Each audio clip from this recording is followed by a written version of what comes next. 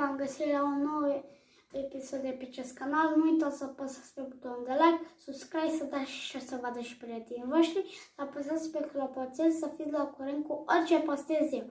Astăzi o să vă povestesc chiar o poveste, se numește Povestea celui mai folositor animal. Da, hai să începem. Eram la școală și doamna profesoară ne-a întrebat care este cel mai folositor animal pentru voi.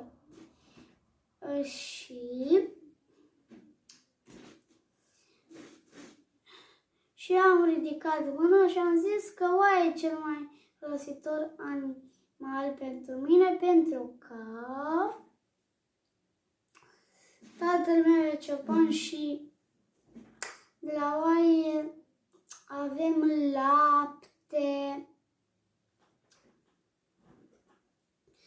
lapte, brânză, caș, chestii de astea și așa. Și bunica mi-a zis că oaia este un animal de la Dumnezeu.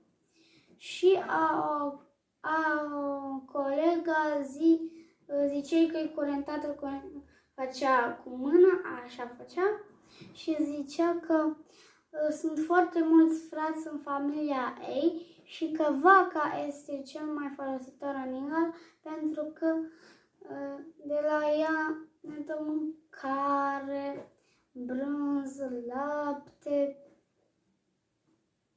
caș, tot ca oaia. Și alt coleg a zis că porcul este cel mai folositor animal pentru că părinții lui fac niște cărnați, mamma mia, adică buni. Și toți colegii s-au pus pe râs gândindu-se numai la șorici și ce mai are porc. Și el a continuat să spună și a zis că în fiecare Crăciun vindeau porcii și făceau și ei bănuți. Alt coleg a zis că calul este cel mai folositor animal pentru că noi oamenii nu putem să cărăm cum cară calul, că ne-ar dura o lună. Și alt coleg a zis că câinii pentru că ei ne apără de hoți, de chestii de astea, de hoți, animale care vor să intre peste noi în casă, oameni, hoți, da, de hoți.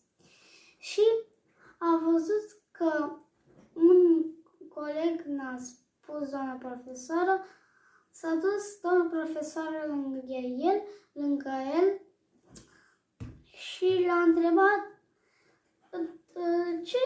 ce animal este folositor pentru tine? Și el a zis că șobolan. Și toți s-au apucat să râdă. Și doamna profesoară a zis, nu sunteți curios să vedeți ce are de spus acest coleg al vostru? Și el a zis că tatăl lui este miner și sapă la adâncituri foarte mari unde se duc și șobolani. Și șobolanii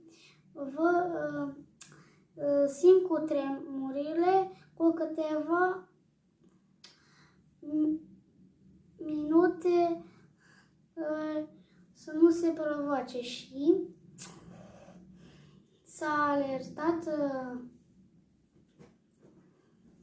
s-au alertat șobolanii și cu minerii, că altfel minerii mureau.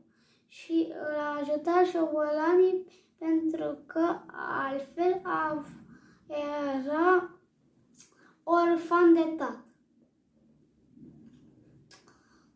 Și doamna profesor a zis că toți aveți dreptate. Adică toți aveți dreptate. Și atunci am înțeles că toate pe lume au fost create de Dumnezeu cu mult folos. Se spune că un cui poate salva o potcoavă poate salva un cal poate salva o bătălie poate salva o țară. Deci ăsta a fost tot videoclipul meu. Nu uitați să apăsați pe butonul de like, subscribe, să dați și să vadă și prietenii voștri. Eu am fost Edican și noi o să ne revedem data viitoare. Pa, pa!